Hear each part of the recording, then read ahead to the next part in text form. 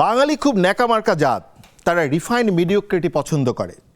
এটা বাঙালির একটা মাইন্ডসেট, যা কিছু নর্মাল সেটাকে অ্যাকসেপ্ট করা, আউট অফ দ্য ওয়ে যে অন্য গ্রামারে কথা বলছে সেটাকে অ্যাকসেপ্ট করে না।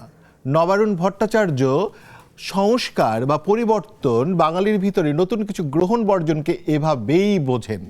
আমরা জুলাই আন্দোলনের পর থেকে কি নাকি জুলাই থেকেই, আমি নিজেও খুব কনফিউজ, যদিও আমিও এর আশেপাশে বেশ ঘনিষ্ঠভাবেই ছিলাম যে সংস্কার কোথায় ছিল।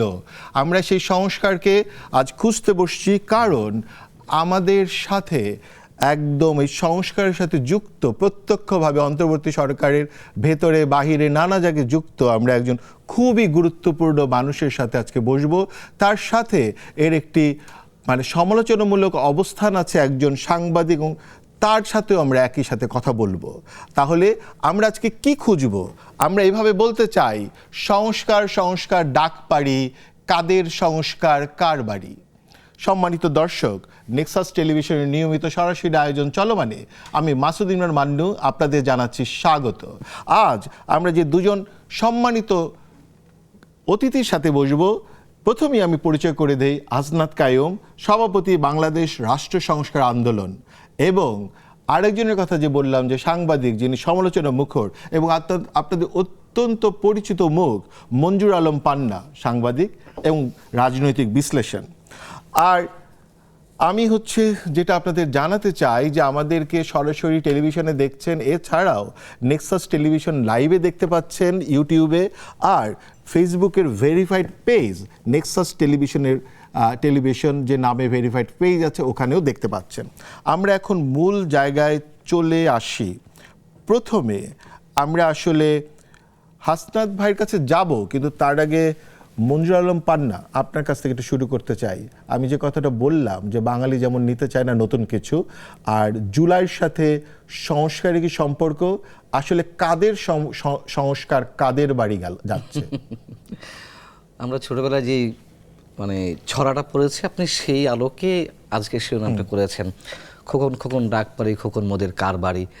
মা খুঁজে পাচ্ছে না, কিন্তু খোকন একসময় ফিরবে, মা জানে। কিন্তু এই যে সংস্কার আদৌ ফিরবে কিনা আমরা জানি না। সংস্কার আদৌ কারো বাড়িতে ছিল কিনা আমরা জানি না, আদৌ কারো বাড়িতে আছে কিনা সেটাও আমরা জানি না।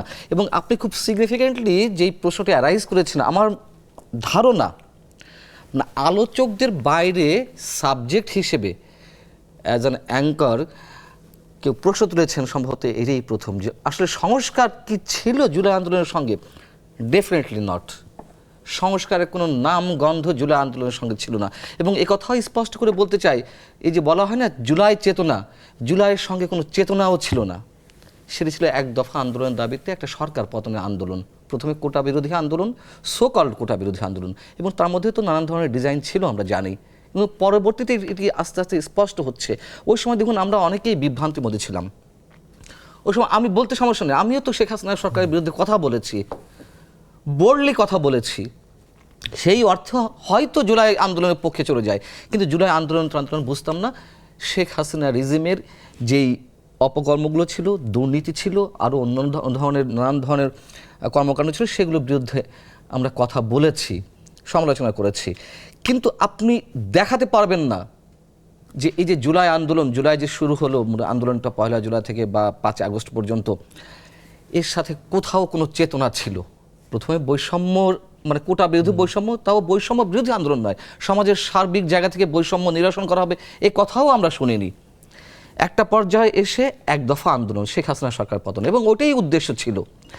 তার আগে কিছু 6 দফা দিল, 6 দফা না 9 দফা দিল, ওই 6 মন্ত্রী পদত্যাগ, আরও কী ছিল, সেই জায়গা থেকে এক দফা আন্দোলন। এই তো, এর সাথে চেতনা কোথায় থেকে এলো, দেখি সংস্কার কোথায় ছিল। আমরা আমাদের বাংলাদেশ রাষ্ট্র সংস্কার আন্দোলন এবং রাষ্ট্রচিন্তার ভিতর থেকে যেটা দাঁড়ালো, হাসনাত ভাই, আমরা যে প্রশ্নটা করছি আসলে কাদের সংস্কার কার বাড়ি, সংস্কারের বিষয়গুলো জুলাইয়ের সাথে কীভাবে যুক্ত হলো, এই বিষয়গুলো কি আর কি আপনি তো খুব কাছ থেকে জানেন। আপনাকে ধন্যবাদ, পান্নাকে ধন্যবাদ, এবং যারা শুনছেন। আসলে আমরা একটা জিনিসকে কিভাবে দেখব এটার উপরে অনেকাংশে নির্ভর করে যে আসলে আপনি কি পাবেন কি পাবেন না। আপনি যদি ধরেন যে জুলাই আন্দোলন মানে হচ্ছে জুলাইয়ের এই 36 দিন, অগাস্টের 4 দিন আর জুলাই 16 থেকে, ওই রকম যদি একটা জায়গায় আপনি দাঁড় করাতে পারবেন, এবং এইটা যদি দাঁড় করাইতে চান তাহলে আপনি দেখবেন যে এর সাথে আসলে তো কিছু পাওয়া যাচ্ছে না। কিন্তু আপনি যদি দেখেন এই যে পান্নারা কথা বলতেছিল আওয়ামী লীগের বিরুদ্ধে, কেন বলতেছিল, এবং এই কথাগুলো থেকে যেমন পান্না যে সিদ্ধান্তটা টানলেন যে আসলে এটা এক দফার আন্দোলন ছিল, আপনি দেখবেন এই ব্যাপারে আমরা যারা সংস্কারের ব্যাপারটা এটা নিজেদের ঢোল নিজেদের পিটানোর মতো হয়ে যায়। কিন্তু প্রসঙ্গটা যেহেতু আসছে সেজন্য বলি, আমরা যারা এই আন্দোলনটার সাথে ছিলাম, যারা আসলে এইখানে একটা হাসিনা বিরোধী আন্দোলনকে একটা রাষ্ট্র সংস্কারের আন্দোলনে, সংবিধান সংস্কারের আন্দোলনে আমরা যারা রূপান্তরিত করার জন্য কাজ করতেছিলাম, আমরা এটা বলার চেষ্টা করতেছিলাম যে একজন হাসিনা মানে হাসিনা না। এইখানে যদি আসলে মান্নুকে বসানো হয়, এখানে পান্নাকে বসানো হয়, এখানে কায়ুমকে বসানো হয়, যাকে আপনি বসাবেন সেই আসলে হাসিনা হয়ে ওঠে। এই হয়ে ওঠার কারণটা হচ্ছে আসলে যেই পথে রাষ্ট্রটা পরিচালিত হয়, রাষ্ট্রের যে ক্ষমতা কাঠামোটা আছে, এই ক্ষমতা কাঠামোটা এরকম যে যিনি আসলে এটা পরিচালনা করতে যায় তাকে আসলে ওইরকম স্বৈরাচারী হয়ে আপনাকে উঠতে হয়। একটু একটা জিনিস আমি একটু বলে দেই, মানে যেমন ধরেন আমাদের এখানে অনেক সাধারণ দর্শক আছে, ওরা হয়তো জানে না, কিন্তু আমি জানি যে রাষ্ট্রচিন্তা এবং রাষ্ট্র সংস্কার আন্দোলন যেভাবে কাজ করেছে, এটা কত সন থেকে আপনারা এই কথাগুলো বলা শুরু করলেন? এবং ইনফ্যাক্ট আমরা 2013 সালে প্রথমে 2013 সালে আমরা মানে গণতান্ত্রিক আইন ও সংবিধান আন্দোলন নামে একটা প্রক্রিয়া চালু করি। সেইখান থেকে আমরা 72 সালের সংবিধানটার পর্যালোচনা করে আমরা বলি যে এই সংবিধানটার মধ্যে আসলে ক্ষমতা কাঠামোর যে অংশটা আছে, এটা হচ্ছে সংবিধানের মধ্যে যে রাষ্ট্রের যে আকাঙ্ক্ষাটা, এই আকাঙ্ক্ষাটার পরিপন্থী। আমরা বলি যে রাষ্ট্র 71-এর যে আকাঙ্ক্ষাটা ছিল, এই আকাঙ্ক্ষাটা বলা আছে সংবিধানের মূলনীতি অংশে। এইটাকে যদি বাস্তবায়ন করতে হয় তাহলে ক্ষমতাটা যেভাবে সাজানো আছে, যে পথে বিন্যস্ত করা আছে, এইটাকে আসলে সংশোধন করতে হবে, সংস্কার করতে হবে। এটা আমরা প্রথম বলি 2013 সালে। তখন আমরা শুধু সংবিধানের মধ্যে আলাপটা ছিল। আমরা 2016 সালে এসে এই আলাপটা যখন আমরা দেখলাম যে মানুষের মধ্যে এক ধরনের গ্রহণযোগ্যতা পাচ্ছে, তখন আমরা সংবিধান থেকে রাষ্ট্র প্রশ্নটা পর্যন্ত আসি। 2016 সালে আমরা রাষ্ট্র চিন্তা বলে একটা জার্নাল করি, এবং ওইখান থেকে আমরা বলার শুরু করি যে আসলে সংবিধানের এই সংস্কারটার সাথে যদি সংস্কারটা কার্যকর করতে হয় তাহলে রাষ্ট্র পরিচালনার অনেকগুলো আইন আছে যেটা সংবিধানের বাইরের, এগুলিকেও সংস্কার করতে হবে। তাহলে আমি যদি আমি এইটা বললে আপনার হয়ে যাবে।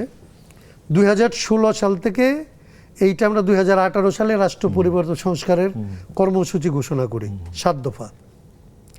এবং এইটা যখন আমরা করতেছিলাম তখন মানুষজন আমাদেরকে বলতেছিল যে এগুলো আপনারা তিংট্যাঙ্গিরি করেন, সুশীলগিরি করেন, আপনাদের আসলে সাহস নাই, আপনারা রাজনীতি করবেন না। ততক্ষণই তো ধরেন রাস্তার আন্দোলনটা হচ্ছে 2021-এ ধরেন আমরা ওই যে ইয়েতে চলে আসলাম, রাস্তার আন্দোলনে 2021-এ আপনারা আসলেন, রাষ্ট্র সংস্কার আন্দোলনে চলে গেলাম। কিন্তু আমরা এটা আরো আগে থেকেই আন্দোলনে যাইতে বাধ্য হইলাম। আমাদের ধরেন যখন করোনা হইল, রাষ্ট্রচিন্তা থেকে আমরা আসলে দুর্যোগ সহায়তা মনিটরিং টিম করেছিলাম, এবং সেইখান থেকে আমরা ওই দুর্যোগের সময় যে ত্রাণটা দেওয়া হয় এটা অ্যানালাইসিস করে আমরা দেখলাম যে সবচেয়ে ধনী এলাকা নারায়ণগঞ্জে সবচেয়ে বেশি ত্রাণ যাচ্ছে, সবচেয়ে গরিব এলাকা কুড়িগ্রামে সবচেয়ে কম ত্রাণ যাচ্ছে। আমরা গভর্নমেন্টের ডাটা অ্যানালাইসিস করে এটা বললাম। এটা বলার পরে আসলে আমাদের কম্পিউটারের ইঞ্জিনিয়ার ছিল দিদারুল ইসলাম ভুইয়া, তাকে আসলে পিক করলো, তাকে আসলে র্যাব তুলে নিয়ে গেল এবং এই যে গুম হয়ে গেল। এই সময় থেকে আমাদের রাস্তায় নামতে হচ্ছে। আসলে মূলত আমরা রাস্তায় নামার জন্য তখনও প্রস্তুত ছিলাম না। আমাদের প্রস্তুতির আগে আমাদের রাস্তায় নামতে হয়েছে অন্যান্য কাজে। কিন্তু আমরা আনুষ্ঠানিকভাবে রাস্তায় নামি হচ্ছে রাষ্ট্র সংস্কার আন্দোলন নামে, যখন আসলে প্রি পার্টি একটা কাজে। আমরা যদি এইভাবে বুঝতে চাই যে যেমন ধরেন যে পুরো আন্দোলনে রাষ্ট্র সংস্কার আন্দোলন বা রাষ্ট্র চিন্তা হচ্ছে একটা জায়গা, সে হচ্ছে এইভাবে ভাবছিল। কিন্তু আমরা মানে মঞ্জুর পান্না, আপনিও খেয়াল করেছেন কিনা, আমরা যদি 2018 কোটা বিরোধী আন্দোলনের কথা বলি বা তারপরে এই যে বৈষম্য বিরোধী আন্দোলন, এইখানকার যে মেইন যে মানে স্রোতটা তৈরি হচ্ছিল, তার আগে রাস্তার আন্দোলন যদি বলি আমরা, ট্রাফিকের, এই জায়গাগুলোতে আসলে আপনারা যে ভাষাগুলো তৈরি করছিলেন আন্দোলনে, সেই ভাষাগুলোকে আমরা এইখানে সম্পৃক্ত হতে দেখছিলাম কি না, আমাদের ছেলেমেয়েরা ছিল, আমরা ছিলাম আন্দোলনে। এগুলো আমার মনে হয় যে 18 যে কোটা বিরোধী আন্দোলন ছিল সেটা হয়তো একটা স্বতঃস্ফূর্ত আন্দোলন ছিল, আবার তাদের একটা অংশ কিন্তু এই 24-এ এসেছিল। কিন্তু যদি বলি কোনোভাবেই স্বতঃস্ফূর্ত রাষ্ট্র সংস্কারের যে বিষয়গুলো, ওগুলো যুক্ত ছিল কিনা ওই আলাপগুলো? রাস্তার আন্দোলনে তো বাচ্চারা পোস্টার দিল, রাষ্ট্র সংস্কার, নিরাপদ সড়ক যে আন্দোলন, শুধু তো সড়ক নিয়ে কথা বলা হয়েছে, না আর সেখানে স্পেসিফিক্যালি খুব কিছু পপুলার আসেনি। হয়েছিল যে পোস্টার, আপনি পান্না মনে রাখেন, যে দুঃখিত এই রাষ্ট্র মেরামতের কাজ চলছে, সেই জন্য সাময়িক হ্যাঁ, এরকম অসুবিধার কিছু জন্য হয়েছে। এর দুঃখিত। পাশাপাশি মানে এগুলো মামুন ভাই যেটা popular বলতে হচ্ছিল। চেয়েছেন, এর ওই পাশাপাশি ভাষাটার মামুন কথা ভাই যেটা কিছু বললেন। না, ভাষা আমার মনে হয় কিছু অপশব্দের কথা আপনি যুক্ত করতে যাচ্ছেন কিনা আমি জানি না, মানে মনে করে দিতে চাচ্ছেন কিনা। আমার মনে হয় যে এই ধরনের শব্দ ছিল, যে শব্দগুলো মানে স্ল্যাং ল্যাঙ্গুয়েজ বা আমরা এগুলো উচ্চারণ করতে চাই না, এগুলো কিন্তু একটা সময় আমরা এসে দেখলাম এই বৈষম্য, সো কল্ড বৈষম্য বিরোধী, এটা তো শুধুমাত্র কোটা বিরোধী আন্দোলন, কিসের বৈষম্য? আমি আবারও বলি, আর একটা কথা আমি একটু বলে রাখতে চাই, যে সংস্কারের নামগন্ধ তখন ছিল না, বা প্রস্তাবনায় ছিল না, লক্ষ্য উদ্দেশ্যে ছিল না। আমি এই কথা বলার মানে আমি এটা বোঝাতে চাচ্ছি না যে আমরা সংস্কারের বিপক্ষে, অবশ্যই সংস্কার, কিন্তু এটাকে এখন লুফে নেওয়া হয়েছে ডক্টর ইউনূসের সময় থেকে, যে আমরা কিছু করতে চাই। আসলেই তো কিছু করতে চাইনি, এগুলো মানুষের সামনে মূলা ঝুলিয়ে রাখা হয়েছে। আপনি সংস্কার বলুন, রাষ্ট্র মেরামত বলুন করা বলুন, গণতন্ত্রের পথে যাত্রা বলুন, এগুলো স্রেফ ফেক ওয়ার্ডস, আর কিছু না, আর কিছু না, নাথিং এলস। বিষয়টা হচ্ছে, আচ্ছা সংস্কার যদি উদ্দেশ্যই থাকে, যারা এই আন্দোলনের সামনে সারিতে ছিল, হ্যাঁ, তাদের কেউ কেউ উপদেষ্টা হলো, তারা পরবর্তীতে দল গঠন করলো, আপনি তাদের মধ্যে কোনো সংস্কার চিন্তা আমরা দেখেছেন? এখনো যে জাতীয় সংসদে শুধু সংস্কার নিয়ে আলোচনা হচ্ছে, মানে হামে যে শত শত শিশু মারা যাচ্ছে, কিংবা মার্কিন চুক্তি, এগুলোকে বাদ দিয়ে সংসদ উত্তপ্ত করা হচ্ছে এখন শুধুমাত্র এই সংস্কার দিয়ে। হ্যাঁ, মানে হাসান ভাই, এই যে মানে সমন্বয়কদের যে আন্দোলনের সময় আমি একটু পিছনে থাকছি, মানে ওইটার সাথে পড়ে যাচ্ছি, যে আন্দোলনের সময় এই যে ধরেন আমাদের সমন্বয়ক যারা এখন পরে মন্ত্রী পদমর্যাদায় উপদেষ্টা হলেন, এখন আবার সংসদে অনেকেই আছেন, এদের ভাষাভঙ্গির ভিতরে কি আমরা কি আসলে সংস্কারের ভাবনাগুলো দেখেছি বা দেখেছিলাম, বা এরা যেই মানে প্রেস নোটগুলো দিচ্ছিল তার ভিতরে কিন্তু এই ভাবনাগুলো ছিল না আন্দোলনের সময়, বৈষম্য বিরোধী আন্দোলনের সময়? মানে আমি যদি ফলো করি, একটু বলি যে তাহলে আপনি জিনিসটা দেখবেন যে দুইটা জিনিস কিন্তু একসাথে করলে একটু সমস্যা। যেমন ধরেন আমরা রাষ্ট্র সংস্কার আন্দোলন থেকে আমরা বুঝতেছিলাম যে আমরা পুরো জায়গাটাই আলাপটা নিতে পারবো না, তো আমরা গণতন্ত্র মঞ্চ তৈরি করার চেষ্টা করি, আমরা গণতন্ত্র মঞ্চ গড়ে তুলি, এবং সেইখানে এই যে এক দফার কথা বলো না, এক দফার স্লোগানটাকে আমরা পাল্টানোর চেষ্টা করি। আমরা সেখানে গণতন্ত্র মঞ্চের মূল স্লোগান ছিল সরকার এবং শাসন ব্যবস্থা বদলানোর জন্য এখন। এখানে সরকার শুধুমাত্র বদলানোর জায়গাটা না, এখন বলতে পারেন আপনারা তো খুবই ছোট একটা জায়গায় ছিলেন, আপনাদেরকে কে চিনত, সেটা একটা প্রশ্ন।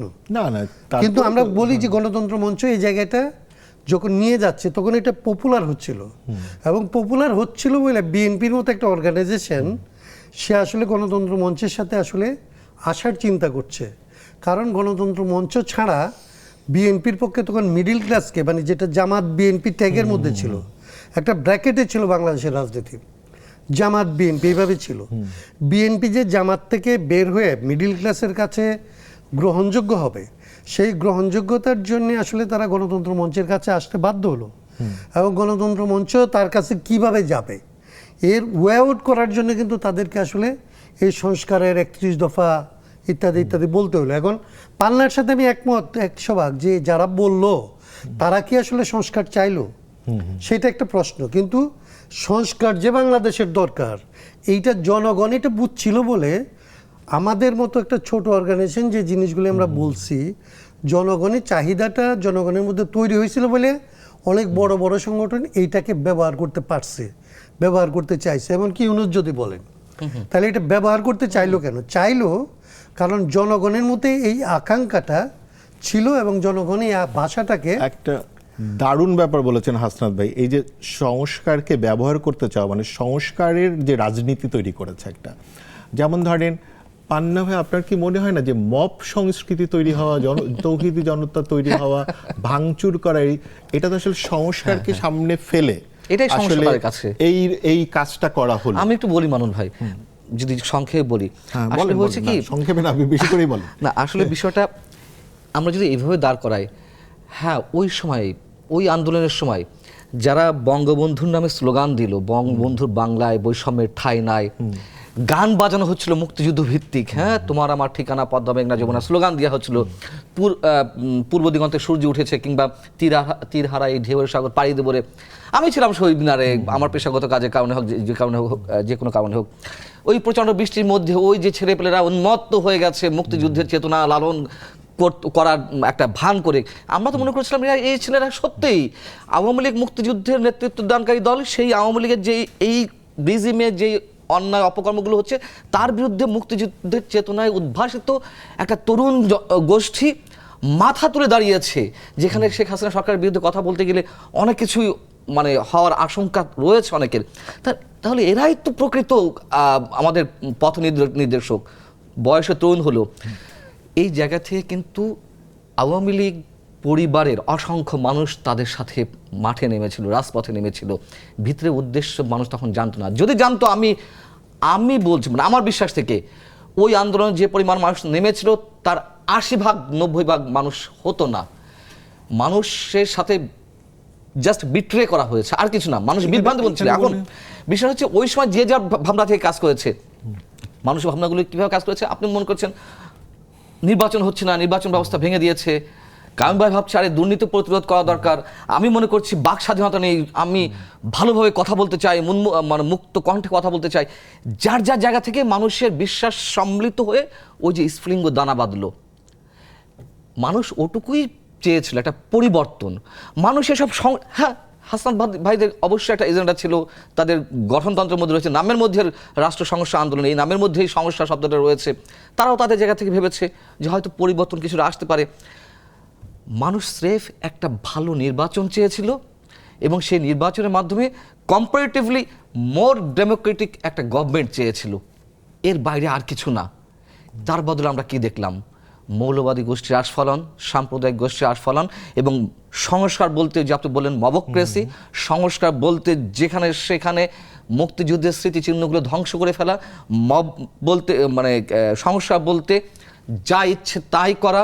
এবং এই যে দুর্নীতি, আপনি যে সুইস ব্যাংকের যে রিপোর্টটা আমরা পেলাম, হ্যাঁ এত টাকায় এই সব ব্যাংকের মাধ্যমে কিভাবে গেল, অবশ্যই এর একটা বড় অংশ পাচার। তাহলে কি না হয়েছে এই সোকল সংস্কারের মাধ্যমে আমরা সবাই বুঝতে পারছি। আর তার আগে এসব সংস্কার কিচ্ছু না, ডিপ স্টেটে খেলা, আর কিচ্ছু না। ও অনেক জটিল বিষয় বললেন মানে পান্না ভাই। আমরা একটা ছোট্ট বিরতি নেই, আমরা একটা নিচ্ছি ছোট্ট বিরতি, আমরা ফিরে আসব। পান্না ভাই যে কথাগুলো উত্থাপন করলেন, এই কথাগুলো উত্থাপিত হলো, কিন্তু এটা ধরে নেওয়া যাবে না যে এটাই সিদ্ধান্ত, কিন্তু আমরা এই কথাকে আরো লম্বা করব। আমাদের সাথেই থাকুন, দেখতে থাকুন চলমান।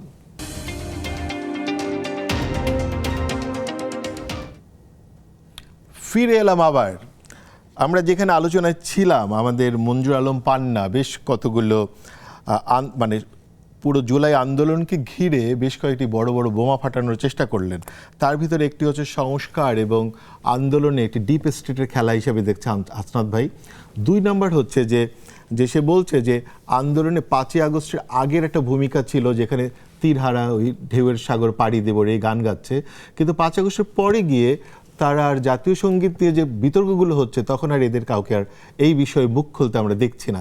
এই যে পার্থক্য, আর আপনি কি মনে করেন পুরো আন্দোলনটি ডিপ স্টেট গেম করেছে, নাকি একটা স্বতঃস্ফূর্ততা ছিল? দেখেন, এটা হচ্ছে 2টা দৃষ্টিভঙ্গির প্রশ্ন। আমি মনে করি না যে ডিপ স্টেট চাইলেই একটা আন্দোলন করতে পারে। একটা আন্দোলন হইলে এটাকে দমাইতে পারে, একটা আন্দোলনের হয়তো ধরেন ছিনতাই করতে পারে, একটা আন্দোলনে একটু যুক্ত করতে পারে, একটু বিযুক্ত করতে পারে। কিন্তু এত বড় আন্দোলন কোনো ডিপ স্টেট যদি করতে পারতো, তাইলে ধরেন এই জামাত ইসলামের যে ধারা বর্ণনা আর কি 71 সম্পর্কে, তাহলে এটা সত্য হয়। কারণ কিছু মানুষ আছে সবসময় সব কিছুকে কেবলমাত্র ষড়যন্ত্র মনে করে। মানুষের যে অংশগ্রহণ, মানুষের যে ক্ষোভ, মানুষের যে ক্ষমতা, মানুষ যে কিছু করতে পারে, এটার উপরে কোনো আস্থা রাখে না। এখন মানুষের এই জায়গাটাকে, মানুষ অনেক সময় বিভ্রান্ত হয়। আমাদের এখানে বারবার এই বিভ্রান্তি হয়েছে। আমাদের প্রায় সবগুলি বড় বড় বিজয়, বিজয়ের পরপরই হাতছাড়া হয়েছে, বেহাত হয়েছে বিজয়ের ফল।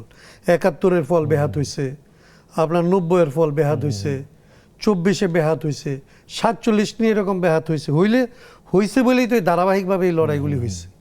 কিন্তু ব্যাহত হওয়া মানেই মানুষ যারা এটার পেছনে জীবন দিছে তারা সবাই হচ্ছে তার মানে একটা ষড়যন্ত্রের অংশ হিসেবে এখানে অংশ নিচ্ছে, এই ধারণাটা বললে মানুষ সম্পর্কে আসলে আপনার যে অশ্রদ্ধাটা প্রকাশ পায় এইটা ধরেন খুবই বাজে রকম আর কি।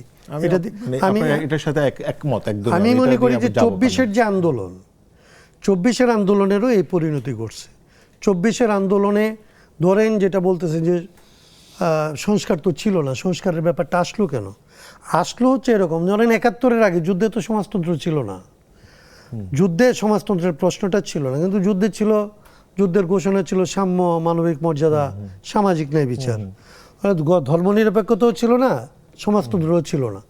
যারা এটা নিয়ে তর্ক করে তারা বলে যে মুক্তিযুদ্ধের মধ্যে আসলে এই যে পরবর্তীতে যে সংবিধান করা হলো এইখানে যে আসলে সমাজতন্ত্র এবং ধর্মনিরপেক্ষতা যোগ করা হলো এগুলি তো ছিল না, এগুলি হচ্ছে ডিপ স্টেট কিংবা তখনকার অমুকদের পরিকল্পনা।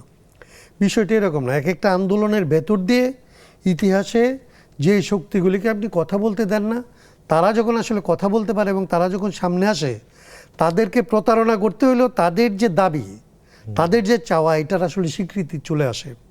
এটা স্বীকৃতি না দিয়ে আপনি তাকে দমন করতে পারেন না।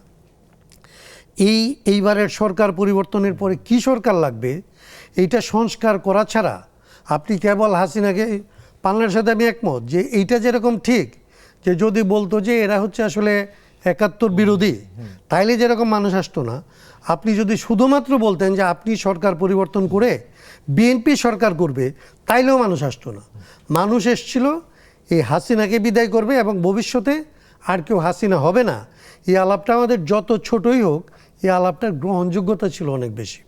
এটা নিজের একটা এটা হাসনাত ভাই ঠিক বলেছেন। আমার যে প্রশ্নটা বাকি অংশটুকু আসবো, কারণ আপনার এই একটা জায়গায় আমিও, কারণ আন্দোলনকে আমি খুব কাছ থেকে দেখেছি, আমি এই জন্য পান্না ভাইয়ের এইটাতে আসবো যে আসলে ডিপ স্টেটে ষড়যন্ত্র করে মানুষের যে স্পন্টেনিয়াস মানে যে ধরেন অংশগ্রহণ এবং ধরেন এইটা নিয়ে আমি নিজে একটা প্রবন্ধ লিখেছিলাম এক্সপোনেনশিয়াল রেজিস্ট্যান্স বলে। তো ধরেন পান্না ভাই আপনি কি আন্দোলনের ভিতরে এই যে এত মানুষের, এবং এটা শুধু ঢাকাতে না চারদিকে, আসলে এটা কোনো সেন্ট্রাল কোনো নেতৃত্বের মধ্যে থেকে তো আসলে আমরা হতে দেখিনি, অনেক অনেক জায়গাতে দাঁড়িয়ে গেছে মানুষ, কারণ তার তো নিপীড়িত হওয়ার দীর্ঘ ইতিহাস তৈরি হয়েছে। তো আপনার কি মনে হয় যে এটা শুধুমাত্র ডিপ স্টেট এটা করতে পারে? আমি একটু বলি, একটু মানে পর্যায়ক্রমে বলি আর কি। প্রথমত কথা হচ্ছে যে হাসনাত ভাই সম্ভবত একটা কথা বলেছেন, যারা নিহত হয়েছেন নাকি যারা এই আন্দোলনে ছিলেন তাদেরকে অশ্রদ্ধা করা হয়, যদি নিহত উনি বলছেন যে অশ্রদ্ধা করা হয়। নিশ্চয়ই আমি অশ্রদ্ধা করিনি, বরঞ্চ তারা ক্রস ফায়ারের শিকার, তাদেরকে ব্যবহার করা হয়েছে, তাদের তো কোনো দোষ নেই। আমি তো প্রথমেই বললাম যে অসংখ্য মানুষ, আওয়ামী পরিবারেরও অসংখ্য সদস্য এই আন্দোলনের সঙ্গে ছিলেন। কেন ছিলেন? শেখ হাসিনা রেজিমের যেই অন্যায়গুলো ছিল 15 বছরে গণতান্ত্রিক প্রতিষ্ঠানগুলোতে সম্পূর্ণ ধ্বংস করে দিয়েছিল, এটা সত্য কথা। যদি শুধু অল আউট আমরা যদি ডিপ স্টেটে আমি সেই জায়গাতে আসছি, সেই মানুষগুলো কিন্তু স্বতঃস্ফূর্তভাবে আসছে। যদি আমি থেকে থাকি, আমাকে তো আর ডিপ স্টেট গিয়ে বলেনি তুমি নামো, তোমাকে এত টাকা দিচ্ছি। যদি কায়ুম ভাই নেমে থাকে, কায়ুম ভাইকে তো ডিপ স্টেট এসে বলেনি।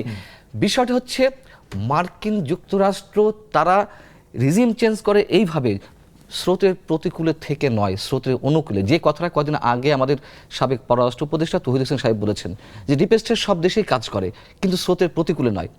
আপনি দেখেন 70-এর দশকে চিলি, নিকারাগুয়া এইসব রাষ্ট্রে যখন রিজিম চেঞ্জ হয়েছে, মার্কিন যুক্তরাষ্ট্র রিজিম চেঞ্জ করেছে, তখন কি হয়েছে? ওই শাসকদেরকে এমনভাবে পরিচালিত করেছে বিহাইন্ড দ্য স্ক্রিন থেকে যাতে স্বৈরাচারী হয়ে উঠতে বাধ্য হয়। জনরোষ তৈরি হয়েছে সেই সরকারগুলোর বিরুদ্ধে, মানে তখন ওই জনগণকে ব্যবহার করেছে। ঠিক এখানে শেখ হাসিনার যেই সরকারের যে অন্যায়গুলো ছিল, যে অপকর্মগুলো ছিল, মানুষ আস্তে আস্তে ভিতরে দানা বাঁধতে ছিল ক্ষোভের, সেইগুলো যাতে একটা বহিঃপ্রকাশ ঘটে। আমি যদি একেবারে স্পষ্ট করে বলি, ডিয়ান মজিনা নামটা মনে পড়েছে, একটু আগে আমি বলছিলাম, সাবেক মার্কিন রাষ্ট্রদূত, তিনি তো 24-এর আন্দোলনের আগে যুক্তরাষ্ট্রে বসে একটা ফরেন মিডিয়াকে, আমার নামটা ঠিক খেয়াল নেই এই মুহূর্তে, তিনি তার সাক্ষাৎকার বলেছেন এবং সেই সাক্ষাৎকারটি মানব জমিনে প্রকাশ করেছিল। আমি সেটাই রেফারেন্স দিচ্ছি আপনাকে, ওই পত্রিকার কথা, ফরেন মিডিয়ার কথা মনে না পড়লেও মানব জমিন প্রকাশ করেছিল। ড্যান মজিনা 2024-এর মোস্ট প্রবাবলি জুলাই বা মাঝামাঝি তিনি বলছেন তরুণদের মধ্য থেকে একটা দল গঠন হবে, তারাই পরবর্তীতে বাংলাদেশ নেতৃত্ব দেবে। এইসব কথা কোত্থেকে আসে? আসুন, কলম্বিয়া ইউনিভার্সিটির যিনি প্রফেসর, জনমিতির অধ্যাপক মিস্টার শ্যাক্স, পুরো নামটা মনে নাই, তিনি দেখিয়েছেন আগস্টের 22 তারিখে আরেকটা বিদেশি গণমাধ্যমকে দেওয়া সাক্ষাৎকারে দেখিয়েছেন কিভাবে যুক্তরাষ্ট্র এখানে, মানে যুক্তরাষ্ট্র ডিপ স্টেট এখানে খেলা করেছে, কিভাবে কত টাকা দিয়েছে, উনি অঙ্ক কষে দেখিয়ে দিয়েছেন। আপনি আমাকে সময় দেন, আমি বের করে দেবো তার আর্টিকেলটা। এইভাবে এগুলো কিভাবে হলো? আমি বলছি মানুষের যে অংশগ্রহণ ছিল সেটা স্বতঃস্ফূর্ত। আপনি বলছেন নেতৃত্ব ছিল না, নেতৃত্ব ছিল না একটা পর্যায়ে, লোয়ার লেভেলে, মানে আপনার ডিস্ট্রিক্ট লেভেলে। কিন্তু ঢাকায় যারা, আচ্ছা এই মানুষগুলো তো কোনো প্রকার ইনজুর্ড হলো না, যারা ক্রিমটা খেলো, যারা নেতৃত্বে এলো, এত মানুষ মারা গেল, এত মানুষ হতাহত হলো, তাদের গায়ে তো আঁচড় পড়লো না, কেন পড়লো না? এই খেলাগুলোকে আমরা বুঝতে পারি না। এবং এই যে আপনি বলছেন সংস্কার, মানে মুক্তিযুদ্ধের কোটা থাকলে সমস্যা, আর এখন কোটা কোথায় নেই, এখন তো সব জায়গায় কোটা। হ্যাঁ, ওইটাতে আমরা আসবো। এটা তো ধরেন যে কথা বলা হয়েছে সেইখানে, মানে আগস্টের পরে তো সেই কথা পাল্টে গেছে, সেখানে আমরা আসবো। কিন্তু আসলে ডিপ স্টেটের বাইরেও আমি হাসনাত ভাইকে জিজ্ঞেস করবো, কারণ দীর্ঘদিন উনি আন্দোলন এবং বিভিন্ন তাত্ত্বিক আলাপ করে যাচ্ছেন। আচ্ছা, যদি আমরা 90-এর আন্দোলনের দিকে তাকাই, সেইখানে ধরেন কতগুলো রাজনৈতিক দলের প্রত্যক্ষই হয়েছে, কিন্তু আমরা যদি জুলাইয়ের আন্দোলনে দেখি, এখানে কিন্তু প্রত্যক্ষ রাজনৈতিক দলের নেতৃত্ব হয়। তার মানে কি, অসংগঠিত মানুষ যখন ভেঙে পড়ে এবং অসংগঠিত মানুষ যখন একটা বড় রকমের আন্দোলনকে টেনে নিয়ে যায় রাজনৈতিক দল ছাড়া এবং তার কোনো সুনির্দিষ্ট মতাদর্শ ছাড়া, সেইটা কি আসলে একটা শেষ পর্যন্ত এরকম পরিণতির দিকে যায় কিনা? এটা কি আসলে শুধু ডিপ স্টেটের এই পলিটিক্স দিকে দেখবো, নাকি এইগুলো কারণ? এইখানে রাজনৈতিক দলগুলি দল হিসাবে ধরেন অংশ নিতে পারে নাই, এর একটা বড় কারণ আছে। আপনি 90-এর আন্দোলন কিংবা এর আগে আমি যেটা বললাম, যে প্রতিবার রাজনৈতিক দলগুলি যেটা করছে, এক একটা আন্দোলনে মানুষকে নিয়ে আসছে, যেগুলিতে ব্যর্থ হয়েছে তো ব্যর্থ হয়েছে। ইতিহাসের বড় বড় যে বিজয় আমাদের, সেই বিজয়গুলিতেও তো আসলে জনগণের কোনো বিজয় হয় না এবারের মতোই। তার মানে এই প্রক্রিয়ার মধ্যে দিয়ে গত 17 বছরে দেখা গেছে যে রাজনৈতিক দলগুলির সাথে কোন মানুষেরা যুক্তভাবে নামছে। প্রচুর মানুষ মারা গেছে, প্রচুর মানুষ ধরেন এই যে পান্নার মতো লোক যে আওয়ামী লীগের বিরুদ্ধে দাঁড়াইলো, মানে তার আপনাকে আমাকে যে দাঁড়াইতে হলো, এটা তো গুমের বিরুদ্ধে, খুনের বিরুদ্ধে, তারপরে ধরেন এই যে কণ্ঠরোধ করার বিরুদ্ধে দাঁড়াইতেই হইলো। তো এইটা যখন হয়, রাজনৈতিক দলগুলি যখন এটার বিরুদ্ধে আন্দোলন করছে, রাজনৈতিক দলের যারা সমর্থক সদস্য তারা কেবলমাত্র এই দলের নেতৃত্বে যাচ্ছে। আমার সাথে হয়তো আমার 50 জন লোক আছে, তারা আসতেছে, বিএনপির সাথে হয়তো 5000 লোক আছে, তারা যাইতেছে। এবং চাপ কম দেখলে সে বেশি আসতেছে, চাপ বেশি দেখলে সে কমে যাচ্ছে। মানুষকে তো সাধারণকে এটা কোনো রাজনৈতিক দলই আসলে যুক্ত করতে পারতেছিল না। এমনকি আমরা যখন সব রাজনৈতিক দল এক হয়েছি, প্রায় জামাতের বাইরে আর বাকি প্রায় সব রাজনৈতিক দল একসাথে ছিল যুগপথে, তখনও কিন্তু মানুষকে আমরা নামাইতে পারি নাই। মানুষ নামলো কখন? মানুষ নামলো হচ্ছে আসলে আবু সাইদ যখন আসলে ধরেন এইরকম এখানকার শহীদ হওয়ার যে ইতিহাস, শহীদ হওয়ার যে ধরেন ধরন, তার মধ্যে আবু সাইদ অন্যরকম একটা মানে আবু সাইদ অন্য একটা মাত্রা যুক্ত করলো। এবং আবু সাইদের এই মাত্রা যুক্ত হওয়ার পরে আমি বলছিলাম, এখনও আমি আবারও বলি, যে আবু সাইদের পরে আপনি বন্দুকের সামনে বুক পেতে দেওয়ার চাইতে নিচের কোনো কাজ আর আপনি আসলে নিজে অনেকগুলো জিনিস বলা হয় না, যেমন ধর নরসিংদীতে জেল গেটে যে না, সেগুলি হয়েছে অনেক জিনিস, একটা বড় আন্দোলনে অনেক রকমের জিনিস যুক্ত হয়, কিন্তু প্রধান যে ধারাটা আগে যায় সেই ধারাটা হচ্ছে আবু সাইদের আসলে বুক পাইতে দেওয়ার ধারা। এরপরে দেখবেন যে ছেলেরা এই যে বুক পাইতে দেওয়ার জন্য আর মানুষের অভাব হয় নাই। ওই পুলিশের স্টেটমেন্টটা তো খুব গুরুত্বপূর্ণ, যে একজনকে মারি একজনই মরে এবং এরপরে আরেকজন যায় না। এই যে জেনারেশন যারা আসলো আসলে তারা যেটা পান্নাও বললো, যে এরা তো এসছে একটা আকাঙ্ক্ষা থেকে, একটা আকাঙ্ক্ষা যে এটাকে সরাইতে হবে নিপীড়নের বিরুদ্ধে। আরেকটা হচ্ছে রাজনৈতিক দলগুলি না, এই রাজনৈতিক দলগুলি যেটা আপনি বললেন এরা চিহ্নিত, এরা হচ্ছে জনগণ জানে যে এই রাজনৈতিক দলগুলি আসলে তাহলে হচ্ছে যে যেমন ধরেন এত বড় একটা আন্দোলনের পরে আমি যদি বলি মানে এই পথিক কেন পথ হারাইলো, আমাদের বা দেশের আপনার মতে হারিয়েছে কিনা? হ্যাঁ হারিয়েছে। পথিক উদ্দেশ্য নিয়ে ছিল, মাঝখানে রূপটা চেঞ্জ করেছিল, আমরা বুঝতে পারিনি, বিভ্রান্তির শিকার হয়েছি। আমি যদি বলি ভাই শেষ করুক। আমি যেটা মনে করি যে আমাদের দেশের মানুষের এটা হচ্ছে খুব সহজ সরল স্বাভাবিক হিসাবে এখন পর্যন্ত আন্দোলন বিজয়ী হয়েছে। আন্দোলনের সময় কিছু মানুষের কাছে তারা নেতৃত্ব, যেটা পান্না বললো যে এই নেতৃত্বকে মানুষ থেকে তৈরি করে নাই। এই নেতৃত্ব যাদেরকে আমরা এইবার নেতৃত্বে পাইলাম, তারা থেকেও নেতৃত্ব হিসেবে মানুষের সামনে পরীক্ষা দিয়ে মানুষকে উদ্বুদ্ধ করে তারা তৈরি করে নেয়। মানুষ পুরনো নেতৃত্বকে নিবে না বলে সবচেয়ে কম পরিচিত লোকদেরকে আসলে নেতা হিসেবে তাদের উপরে রেখে, তাদের উপরে বিশ্বাস রেখে তারা আসলে বাড়ি ফিরে গেছে।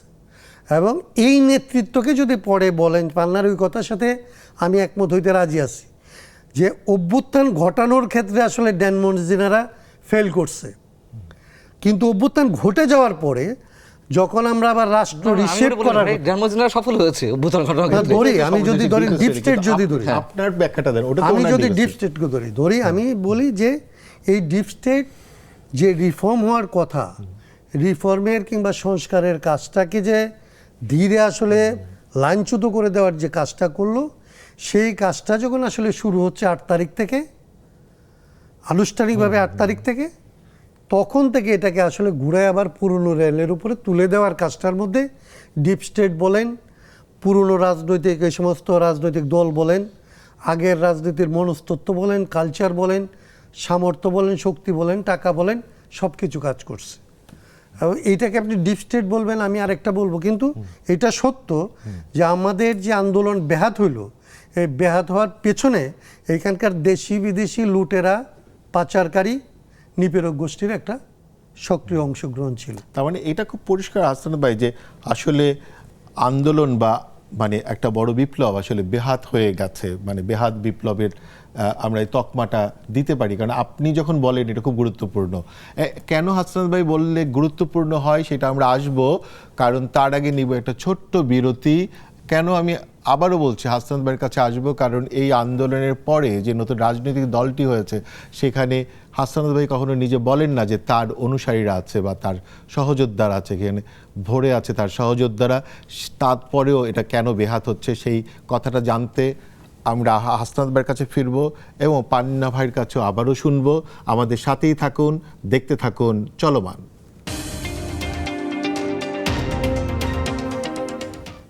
ফিরে এলাম আবার। আমাদের আলোচনা যেখানে ছিল, আমরা যে কথাটা বললাম যে হাসনাত ভাই মতো মানুষ যখন বলেন যে এই আন্দোলন বেহাত হয়ে গেছে, যদিও এই আন্দোলনের ভেতর থেকে একটি নতুন রাজনৈতিক দল তৈরি হয়েছে এবং যেখানে হাসান ভাই কখনোই হয়তো বলবেন না, কিন্তু তার সাথে সহযোদ্ধা বা তার অনুসারী যেভাবেই বলি না কেন, দীর্ঘদিন সংস্কার আন্দোলনের সাথে থাকা বহু অল্প বয়সের একদম যুবকরা এই নতুন দলটির সাথে যুক্ত হলো। পান্না ভাই, এই বিষয়টাকে আপনি কিভাবে দেখেন যে এরপরও মানে হাসান ভাইয়ের কাছে কেন বেহাত মনে হচ্ছে? আচ্ছা, প্রথম কথা হচ্ছে হাসান ভাই বলেছেন বেহাত বিপ্লব, বা আপনি বলছেন বিপ্লব বেহাত হয়েছে। আমি এই বিপ্লব শব্দটির সাথে একেবারে একমত নই। অভ্যুত্থান বলেন, অভ্যুত্থান বলুন, ওই পর্যন্ত ঠিক আছে। আন্দোলন থেকে অভ্যুত্থান, আন্দোলনের ফলাফল বেহাত হয়েছে। চরিত্র আছে। হ্যাঁ, আমরা মনে করি বিপ্লব শব্দ ব্যবহার করি না। বেহাত বিপ্লব বলছিলেন, এই জন্য সলিমুল্লাহ খানের যে বইয়ের শিরোনাম। জি, আচ্ছা ঠিক আছে। তাহলে আপনার প্রশ্নটা কি ছিল? যে হাসান ভাই যখন বলেন যে আমাদের এই আন্দোলনের ফলাফল বা আন্দোলনটা আসলে বেহাত হয়ে গেছে, না, বেহাত হয়নি, যেখানে ছিল সেখানে আছে। আমাদের স্বপ্নটা বেহাত হয়েছে। আপনি বলছেন যে ডিপ স্টেটের প্ল্যান অনুযায়ী এটা হয়েছে, নাকি এইটা হওয়ার পরে ডিপ স্টেট সেটা লুফে নিয়েছে? আচ্ছা, সমীকরণটা দাঁড় করান না, খুব ছোট হবে। শেখ হাসিনা ওই সময় যা বলতেন আমাদের কাছে অবিশ্বাস্য মনে হতো, স্বীকার করতে হবে। তখন ওই সময় আমাদের কাছে অনেক কিছুই মানে অপছন্দের ছিল, আমরা সহ্য করতে পারছিলাম না। মনে হচ্ছিল শেখ হাসিনা যা বলছেন সব মিথ্যা বলছেন। শেখ হাসিনা এই কথা বলেছিলেন যে একজন সাদা চামড়া মানুষ তার কাছে গিয়ে বলছে এই প্রস্তাবে রাজি হও, নইলে কিন্তু একটা খ্রিস্টান রাষ্ট্র তৈরি হবে পূর্ব তিমুরের মতন। আপনি দেখুন, সেই পূর্ব তিমুরের প্রেসিডেন্ট কিন্তু বাংলাদেশে এলেন যখন ডক্টর ইউনূস ক্ষমতায়, অন্য কোনো প্রেসিডেন্ট কিন্তু এলেন না। আচ্ছা, আপনি দেখুন দিল্লিতে দিল্লিতে ইউক্রেনের 6 নাগরিক এবং একজন উনি কেন মার্কিন উনি এসেছিলেন কেন পূর্ব দিকে? উনি কি দেখতেছিলেন যে পূর্ব দিকে কিভাবে, হ্যাঁ, নাহলে পূর্ব তিমুরের প্রেসিডেন্টের সাথে দুনিয়ার এত রাষ্ট্রপ্রধান থাকতে, সরকার প্রধান থাকতে, সেই পূর্ব তিমুরের প্রেসিডেন্ট কেন এলেন? আচ্ছা আচ্ছা, কদিন আগে দিল্লি থেকে 6জন ইউক্রেনিয়ান আর একজন মার্কিন নাগরিক হলো, এটা দিল্লি পুলিশের কথা। আচ্ছা, তারা ওইখান থেকে ড্রোন সাপ্লাই দিচ্ছিল কাদেরকে? রোহিঙ্গাদেরকে, মিজোরাম থেকে। এবং আপনি দেখুন, মিজোরাম বাংলাদেশের রংপুরের একটি অঞ্চল এবং মিয়ানমারের একটি বিশেষ অংশ নিয়ে তারা একটি আলাদা স্বাধীন রাষ্ট্র গঠন করতে চায়। এবং আপনি দেখুন, কয়েকদিন আগে ইসরায়েলের রাষ্ট্রদূত বলেছেন যে এখানে হামাস রয়েছে। আপনি সমীকরণগুলো মেলানোর চেষ্টা করি ভাই আমরা। আচ্ছা আসুন, মার্কিন চুক্তি কেন হলো? এবং সেই তরুণরাই তো মার্কিন চুক্তি নিয়ে একটা কথা বলে না। এটা বিস্ময়কর না? অবশ্যই। জামাত বলে না, বিএনপি বলে না, কেন বলে না? কি কারণে বলে না? আপনি তাহলে কেন আমরা এই সিদ্ধান্তে পৌঁছাবো যে এই আন্দোলনের ফলটি ডিপ স্টেট নিয়ে নিয়েছে বা মার্কিন যুক্তরাষ্ট্র নিয়ে নিয়েছে? কেন আমরা এটা বলতে পারছি না ডিপ স্টেটের প্ল্যানিংয়েই এই আন্দোলন হয়েছে এবং আন্দোলনের পরে তাদের চাওয়া অনুযায়ী সবকিছু হচ্ছে? এটি তো বাস্তবতা। মার্কিন চুক্তি নিয়ে যা বলেছিল শেখ হাসিনা, তাই তো এখন দেখা যাচ্ছে। তাহলে তার সিমটম যদি আমরা আগে থেকে পেয়ে থাকি, তাহলে কেন আমরা সেটা সমীকরণ দিয়ে এখানে আসবো না? কেন আমি উল্টোভাবে হিসাব করব? এই যে কেউ বলে না, মানে শুধু ওরা না, মানে এখানে হাসান ভাই যেমন ধরেন যে জুলাইয়ের আগে আমাদের এখানে গণতন্ত্র মঞ্চ বা ধরেন বাম দলগুলোকে যেই পরিমাণ সক্রিয় দেখেছি, ধরেন যদি শেখ হাসিনার সময় এরকম একটা চুক্তি হতো তাহলে এতক্ষণে শাহবাগ মানে পল্টন মানে করতো আন্দোলন। তারপরে বা বিশেষ করে আমি যদি বলি যে এখন গণসংহতি আন্দোলনে যেমন জুনায়েদ সাকি ভাইকে আমরা অনেক কাছ থেকে চিনি, অনেক বলিষ্ঠ কণ্ঠস্বর, সবসময় কথা বলেন, এরকম সবাই কেমন ম্রিয়মান হয়ে গেল। আপনারা সবাই ম্রিয়মান হয়ে গেলেন, কারণ কি? মানে আমাদের দেশে কি বামপন্থীর দলগুলো আছেন টকশোর বাইরে? আমরা যদি ধরেন খুব থাকি আর কি, নির্মোহ থাকি, তাইলে আমরা দেখবো যে এই মার্কিন চুক্তি নিয়ে, পার্টিকুলারলি ওইটা যদি আমি বলি, মার্কিন চুক্তি নিয়ে এখানকার বামরা সক্রিয়, আমরা না। বামরা তাদের সামর্থ্য অনুযায়ী এই ব্যাপারে এখনো পর্যন্ত কনসিস্টেন্টলি বিরোধিতা করে যাচ্ছে। এইটা বলা যাবে না যে বামরা চেষ্টা করে না, কিন্তু বামদের যে সামর্থ্য সে অনুযায়ী হয়তো ধরেন এর চাইতে বেশি এই মুহূর্তে তার জন্য করতে পারছে না। অন্যদের ব্যাপারটা তো আপনি ধরেন এটা পরিষ্কার না। এটা কি এরকম যে ধরেন বামদের তো একটা দুটো অংশ সরকারের সাথে যুক্ত হয়ে গেছে, এবার বাম ধরেন, আপনি বাম বলবেন, ধরেন সাকিরা নিজেদেরকে বাম বলতেন। আমরা যখন গণতন্ত্র মঞ্চে ছিলাম, একমাত্র সাইফুল হকের পার্টি, বিপ্লবী ওয়ার্কার্স পার্টি দাবি করত যে তারা এখনো বাম আছে। আর এর বাইরে গণতন্ত্র মঞ্চের অন্যান্য সমস্ত শক্তি নিজেদেরকে দেশপ্রেমিক ডেমোক্রেটিক একটা ফোর্স হিসাবে দাবি করতে যেত, প্রো পিপল। তারা লিবারেল ডেমোক্রেটিক একটা জায়গায় ছিল, এমনকি সাকিরা নিজেদেরকে ওইভাবে বাম হিসাবে পোট্রে করতে চাইতো না বলে বাম জোট থেকে আসলে এরা এরকম। অতএব আমরা ওদের আগের জায়গা থেকে যদি তাদের প্রতি বলি যে তারা কেন করছে না, এইটা হবে আসলে বামদের উপরে দোষ চাপানো। আমি মনে করি সাকিকে সমালোচনা করতে হলে সাকির জায়গায় রেখে কি সমালোচনা করা যায়। তো এইটা এখন সাইফুল হকরা তো ধরেন এখন বিএনপির সাথে যুক্ত হয়ে তারা নির্বাচন করছে, সাকিরা ওইখানে যুক্ত হয়ে সরকারের অংশ হিসেবে মন্ত্রিত্বের অংশ নিচ্ছে। তাদের জায়গা থেকে তো এটা ধরেন গভর্নমেন্টের বিরুদ্ধে তারা কথা বলবে কি বলবেন এটা তারা জানে, বলতে পারার কথা না। একটা বিষয় আছে, যেহেতু আপনি নিজে গণতন্ত্র মঞ্চের সাথে ছিলেন, আমি জানি কতক্ষণ ছিলেন, মানে যখন পর্যন্ত এই যে বিএনপির সাথে বা আসন বন্টন গুলো আমাদের এটা নিয়ে আমি বলি তাইলে একটু, মানে যেহেতু সাইফুল হকের কথা বললেন, না আমি বলি এই জায়গাটা একটু ক্লিয়ার করি আপনাদের জন্য, এটা আমি কখনো বলতে চাই না। ধরেন গণতন্ত্র মঞ্চের দিক থেকে এবং বিএনপির দিক থেকে আসন বন্টন ভিত্তিক একটা আলোচনা শুরু করতেছিল, বিএনপি চাইতেছিল।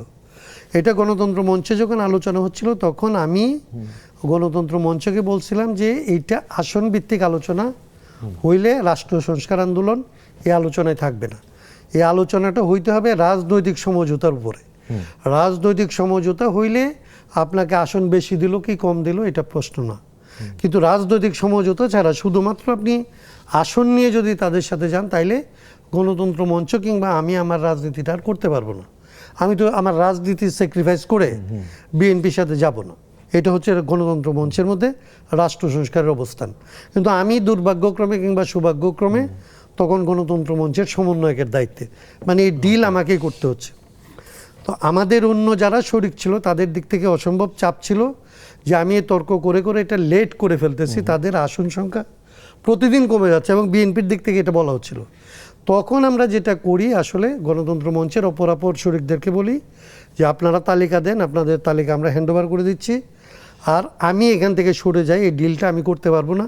যেহেতু গণতন্ত্র মঞ্চের মধ্যে আমরা এটার বিরোধিতা করি, অথবা আসন কে কতটা পাবেন না পাবেন এটা নিয়ে মান্না ভাই এবং সাইফুল্লাহকে দায়িত্ব দিয়ে আমি আসলে ওই অংশ থেকে সরে আসি এবং আমরা আমাদের নাম ওইখানে তালিকাতে যুক্ত করি নাই।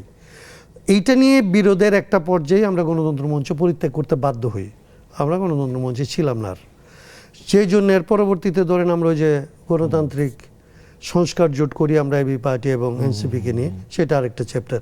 তো ওই জায়গাটায় আমি বলতেছিলাম যে গণতন্ত্র মঞ্চের মধ্যে বাকি শক্তিগুলির সাথে আমাদের একটা মৌলিক পার্থক্য ছিল রাজনীতি বোঝাপড়া নিয়ে।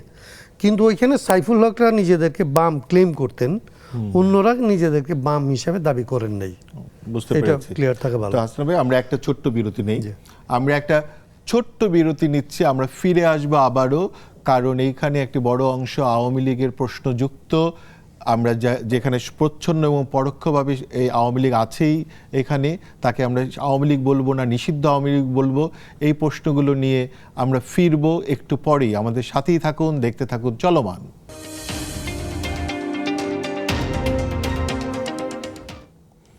ফিরে এলাম আবার।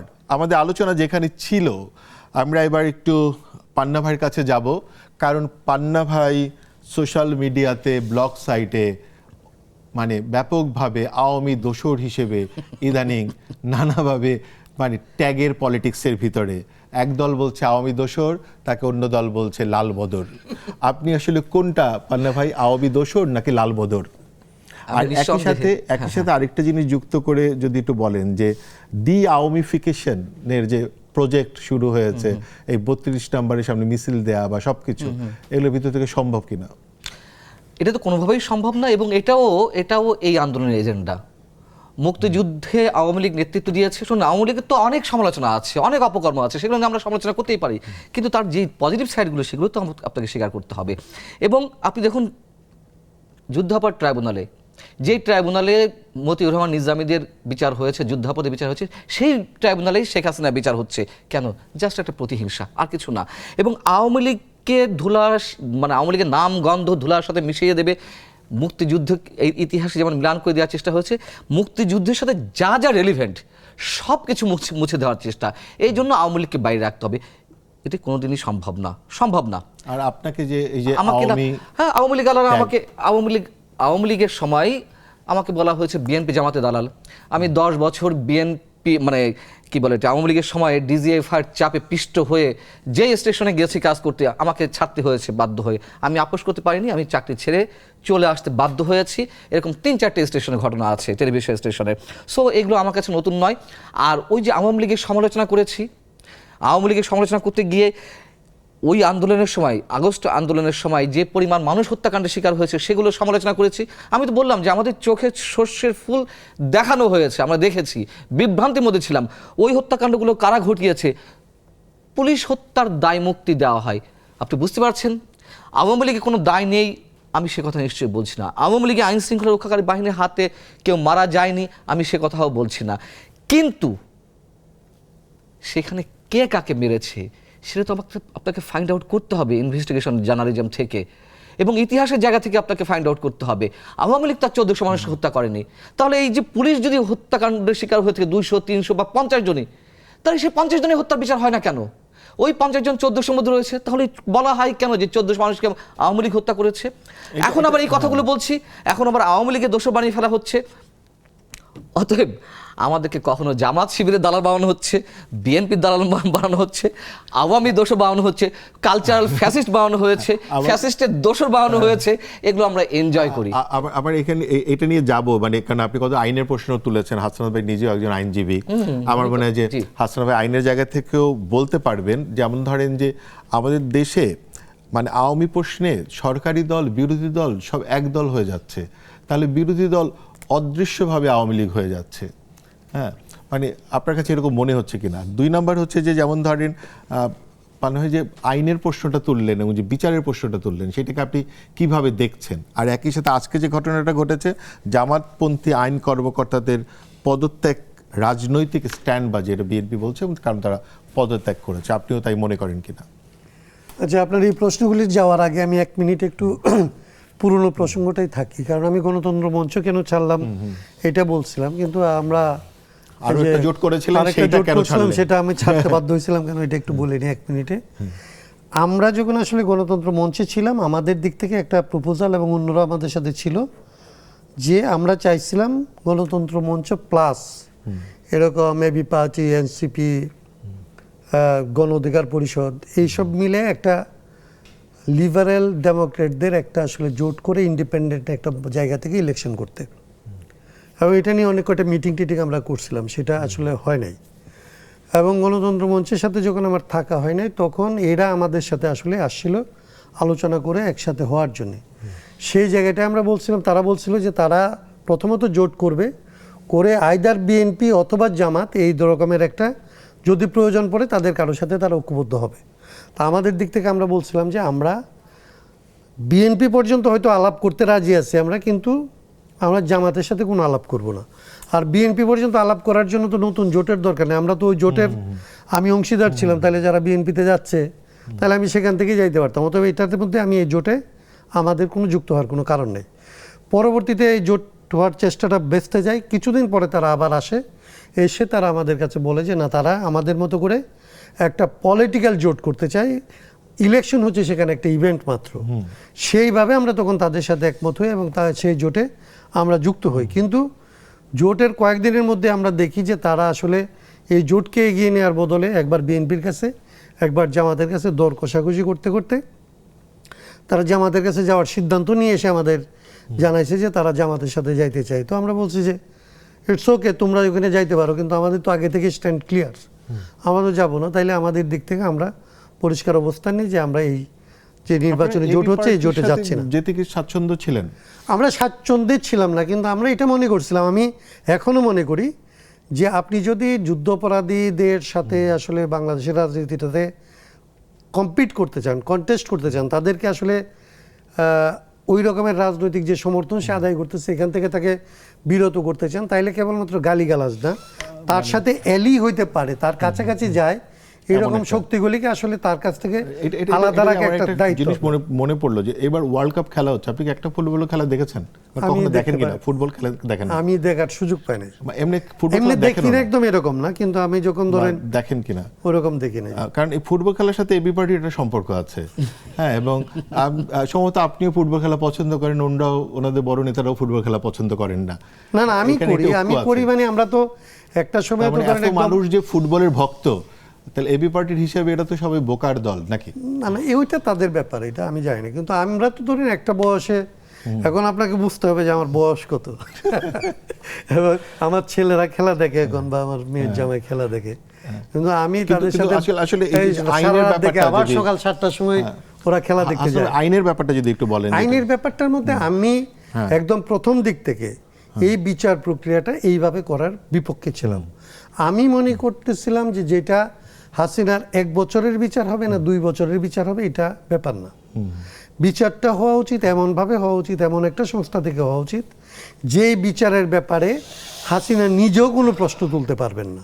মানে ধরেন আমরা আন্তর্জাতিক আদালতে না যাইতে পারি, আন্তর্জাতিক আসলে সহায়তা নিতে পারতাম এবং এমনভাবে বিচার করতে পারতাম যে বিচারটা নিয়ে আসলে কোনো প্রশ্ন উঠতো না।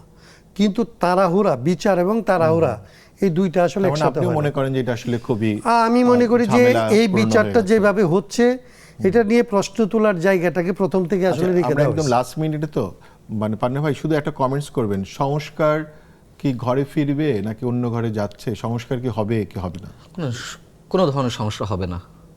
এই দেশে যা প্রয়োজন, যে সমস্যাগুলো প্রয়োজন, কিছু হবে না। মন্দের ভালোর মধ্য দিয়ে আমরা যদি কিছু করতে পারি। আর একটা কথা হচ্ছে যে আওয়ামী প্রশ্ন, আপনি আওয়ামী ডিফিকেশনের কথা বলছিলেন, সেটি হচ্ছে যে তার তো একটা প্রমাণ রয়েছেই। আওয়ামী লীগ কিন্তু অন্যান্য রাজনৈতিক দলগুলোকে নিষিদ্ধ করেনি নির্বাচনের সময়, পরবর্তী আন্দোলনের সময় এসে শেষমেশ জামাত করেছিল, সেটি সমালোচনা আমরা করেছি যে এইভাবে কোনো দল নির্বাহী আদেশে নিষিদ্ধ করা ঠিক নয়। আওয়ামী লীগকে কিন্তু নিষিদ্ধ করা হলো, নির্বাচন থেকে বাইরে রাখা হলো। আপনি বলছেন না যে আওয়ামী লীগকে কেন বিরাজনীতিকরণের দিকে ঠেলে দেওয়া হচ্ছে, এগুলো সব প্ল্যানিংয়ের অংশ। এই যে আন্দোলনকারীরা বা আন্দোলনের সাথে যারা ছিল তারা তো খুব ভালোভাবে জানে যে তাদের চরিত্র, তাদের মুখোশ একেবারে উন্মোচন হয়ে গেছে। অতএব ভোটে কি হতে পারে, আমি বলছি না যে আওয়ামী লীগ চলে আসতো, কিন্তু একেবারে আওয়ামী লীগকে বাইরে রাখা হলো নিষিদ্ধ করে। তারা নিজেরা বুঝতে পেরেছে আরে আওয়ামী লীগকে জনগণ চাইছে না, ছেড়ে টেস্ট করার জায়গা দেওয়া এটা হতো। পরিষ্কার পান্না ভাই, আমরা একটু জাস্ট লাস্ট কমেন্ট শুনবো হাসনাত ভাই। হাসনাত ভাই, আপনার কি মনে হয় যে সংস্কারের যে আপনারা যে পাথ লাইনটা তৈরি করেছিলেন সেটা কি পথে আছে? যদি 30 সেকেন্ডস। আমি আপনাকে বলি যে বাংলাদেশ তার যে পুরনো রাজনীতি, সেই রাজনীতির বাইরে চলে এসছে। সংস্কার এখানে একটা ধরেন পদ্ধতি, এবং এইটার বাইরে বাংলাদেশের এই সংস্কারের কাজ শেষ করা ছাড়া বাংলাদেশের কোনো মুক্তি নাই। এটার ভেতরে যদি থাকতে থাকে তাহলে পুরনো জিনিসগুলিকে আমরা দেখতে পাবো। আওয়ামী লীগ যা করছিল বিএনপি তাই করতে থাকবে বা অন্যরা তাই করতে থাকবে। এখান থেকে বেরোবে এই দেশের মানুষ, এবং বেরোনোর জন্যে সংস্কারের রাজনীতিকে তার নিতে হবে, এবং এটা নেওয়া শুরু করছে। এটার বাস্তবায়নের ধরেন এরর এন্ড ইয়ের ভেতর, ট্রায়াল এন্ড এররের ভেতর দিয়ে যাবে। মানে সংস্কারের এই বিষয়গুলো আসলে হাসনাত ভাই যেটা বলছেন যে তার আসলে সময় লাগবে। আমরা যেখান থেকে শুরু করেছিলাম, হাসনাত ভাইয়ের জন্যই বলছি শেষ দুটো লাইন। আমরা প্রথম শুরু করেছিলাম যে সংস্কার ডাকবাড়ি, কাদের সংস্কার কার বাড়ি, শেষে এসে হাসনাত ভাইরা সংস্কারের বিষয়গুলো শুরু করেছিলেন। তাই বলতে চাই, আয় রে সংস্কার ঘরে আয়, দুধ মাখা ভাত কাকে খায়। ধন্যবাদ সবাইকে, আমাদের সাথেই থাকুন, দেখতে থাকুন চলমান।